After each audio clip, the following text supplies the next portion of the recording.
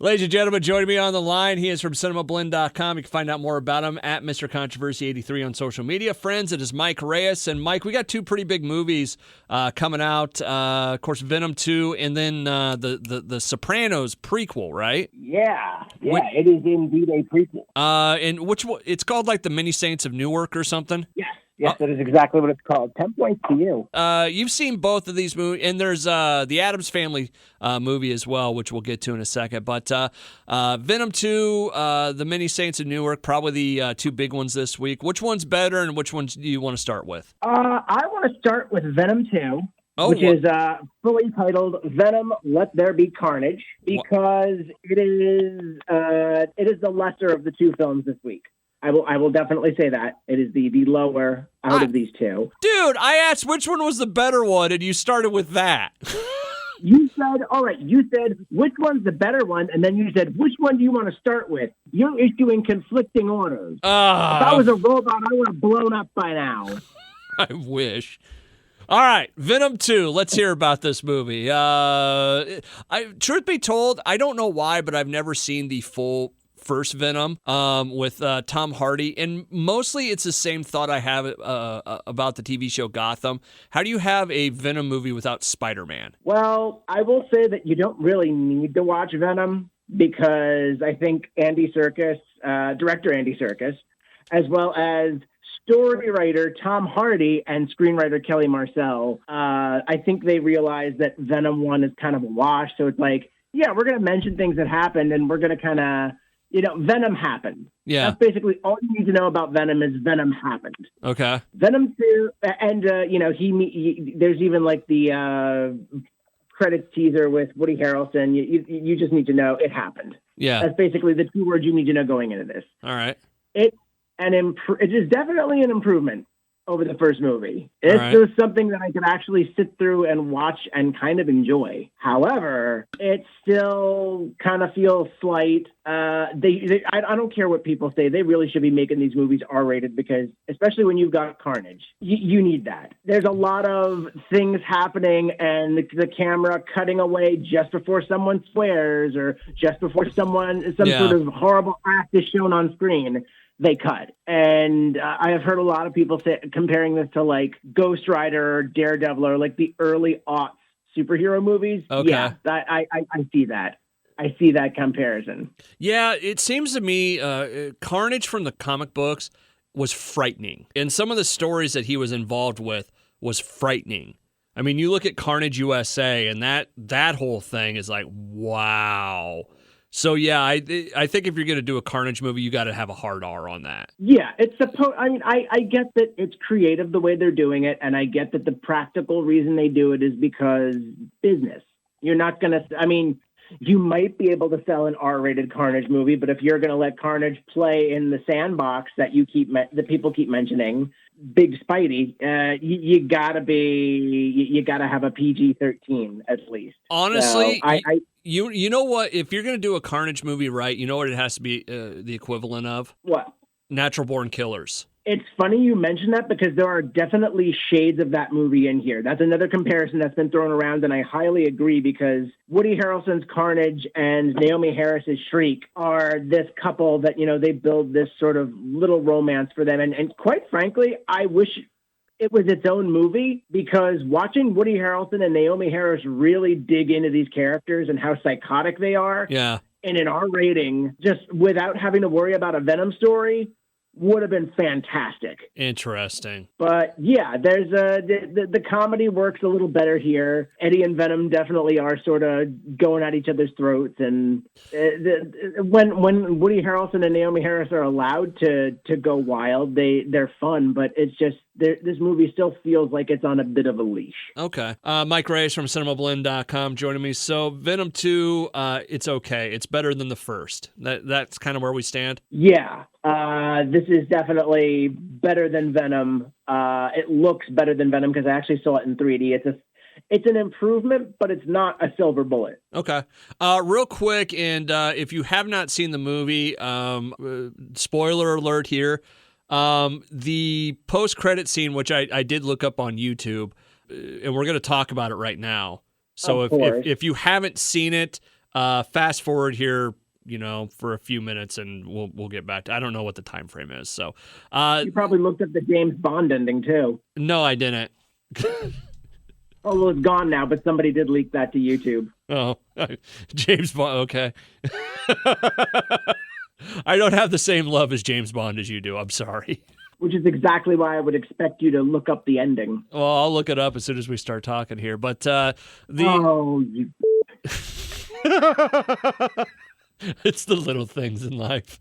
Venom 2's post-credit. Was there a post-credit scene for the first one? Yeah, the post-credit scene was Eddie Brock going to meet up with Cletus Cassidy, and he's like, but I think next time I see you, it's gonna be carnage. Yeah. Okay. It wasn't there, or yeah. Stan Lee was at the end of that movie, wasn't he? I don't remember, actually. Because Venom was like, who is that guy? How does he know? Or something. Anyways, so let's get to it. The post-credit scene for Venom 2 is kind of insane, and it looks like, and this is your last chance to get out of this, did they just bring Venom into the MCU? Yes! Oh man. Okay, so quick breakdown. This is probably the best part of the movie because of the implications. Venom and Eddie, at the end of Venom, Let There Be Carnage, are in a tropical location because Venom makes this crack about, I want to feel the wind in my hair and the sand in my feet. And, he grants them that, and they're sitting on a beach chilling. So the mid-credits scene is they're watching a telenovela together, and Venom's like, hey, dude, there's so much knowledge from my species that like your tiny human brain would melt because of. And then Eddie's like, oh, well, why don't you try me? And then Venom's like, okay, I'm going to give you a taste of what's going on here. And then just as they do this, there's like this rumbling, this big flash, and then what's on TV? J. Jonah Jameson for the Daily Bugle talking about Spider-Man, that public menace. It's kind and of... Venom looks at the TV and is like, that guy, and he licks the screen. It's like Tom Holland's on the screen, which is kind of, disturbing. Yeah, it's crazy, and when I watched it once, and then one of my buddies at work, he was like, let's watch it again. Because he hadn't seen it, so we watch again, and then that's when I realized, I'm like, oh, wow, the whole room changed. Like everything changed. It wasn't just like it's like a whole thing, and we've got which spurred a whole bunch of conversations. I'm like, I wonder what the timing of that exact moment was, because is that the moment that in Loki where Kang's realized that the whole timeline shattered? Is that in WandaVision where things went nuts? Is that in in a couple of the I forget what the other one is. But is that the moment that the multiverse kind of came together? That's exactly what I'm thinking. I think it is the subject of a multiversal breach. And my theory is maybe all of these breaches happened at the same time, shattering the multiverse. Because I would like to think the fabric of the multiverse isn't so simple that Doctor Strange screwing up a spell or Wanda having a fit would be enough to break it on its own. But pair those together with the breaking of the sacred timeline, yeah, I think this is at least three different incidents happen, and it just sends everything to hell. In the next Spider-Man movie, are we going to possibly see Venom? I was wondering that too, but I don't know if they're going to want to play that card this early. It might be a post-credit scene, or it might be a mid-credit scene, or maybe he's like shown for a couple parts here and there and doesn't really play that huge of a part.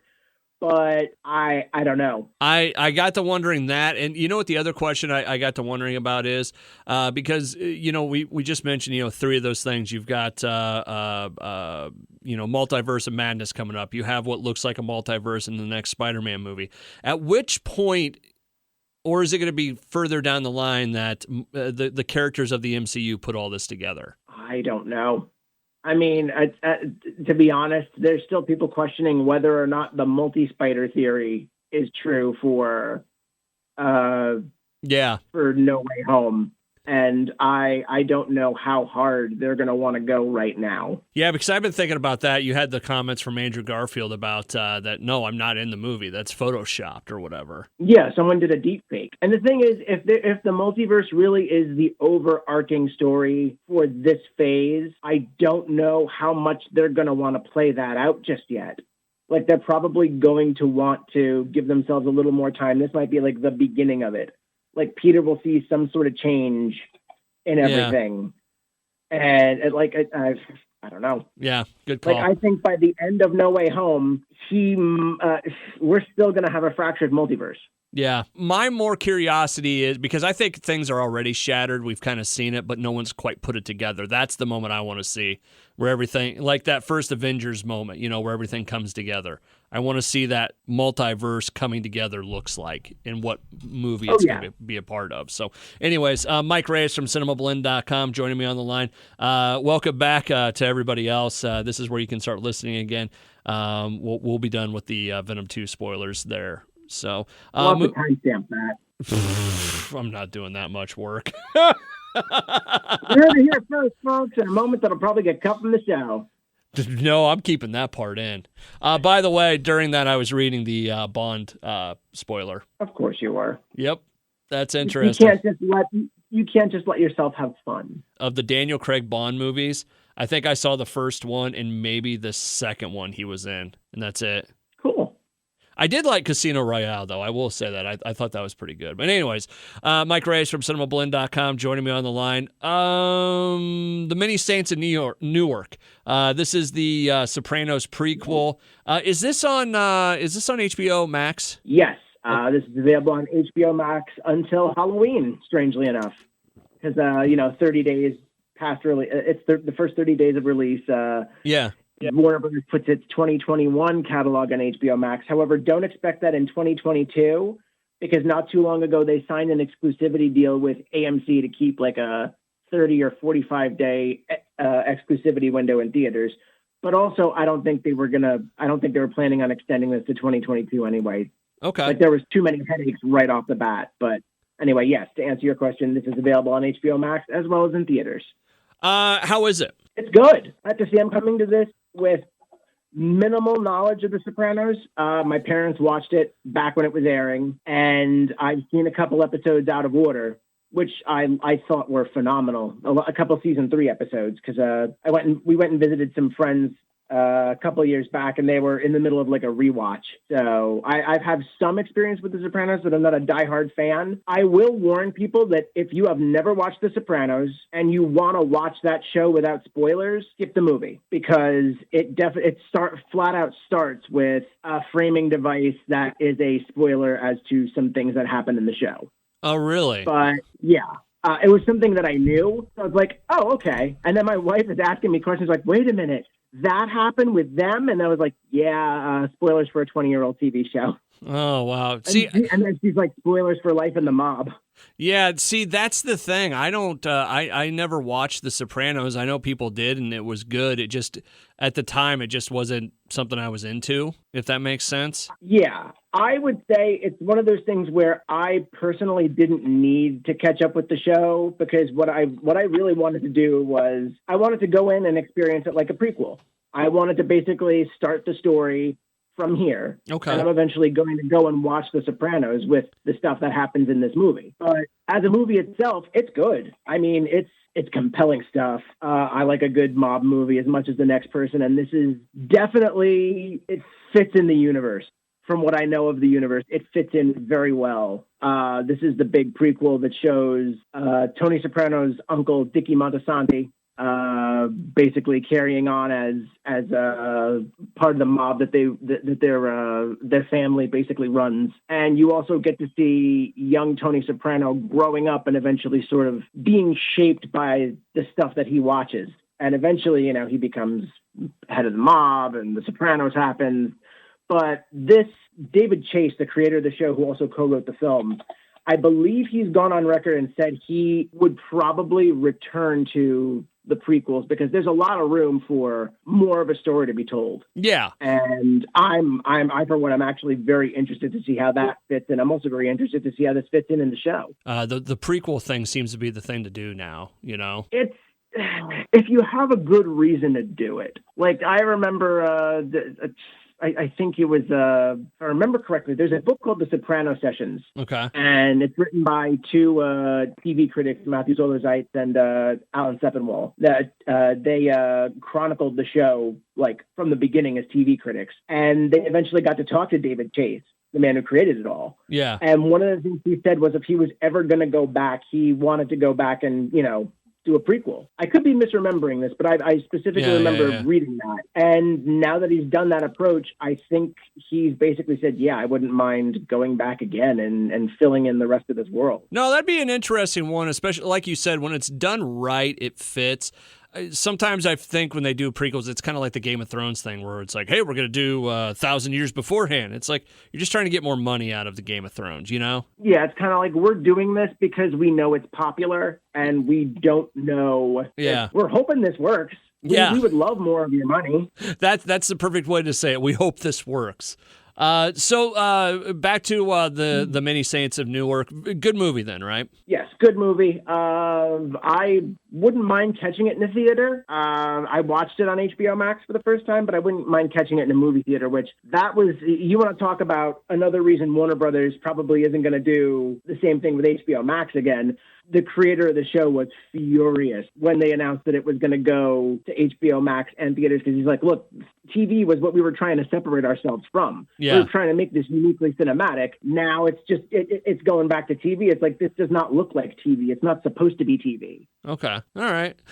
Mike Reyes from Cinemablend.com joining me on the line. The other movie, and we'll just hit this real quick, The Addams Family animated, the sequel to that. Funny story about the original one. Like, I was excited to take Jace to it, and we went to it, and he had zero interest in that movie. It was weird. Like, usually he's kind of into the animated stuff. It was almost borderline. We had to leave early. I definitely can kind of see that because the humor of these movies. I enjoyed it. I enjoyed it. All right. I enjoyed Addams Family 1. I enjoyed Addams Family 2 for the exact same reasons. It is the macabre humor of the Addams Family, a little bit of modern jokes and slightly dated stuff to kind of entertain the parents, but not in like a pandering sort of way, in a way that fits and is actually funny.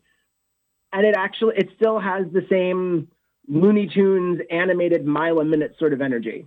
And this time, Wednesday is being a teenager and not exactly proud of her family. And her parents sort of notice that she's being distant. So Gomez gets it in his head that they should go on a family road trip across the United States. And it really isn't, it doesn't change much from that first one. So if you like that first one, you're going to enjoy it. If you didn't like that first one, it's not going to win you over. All right. Mike Reyes from Cinemablend.com joining me. Real quick, as we're getting a little long in the tooth because we've spent so much time on that Venom 2 spoiler.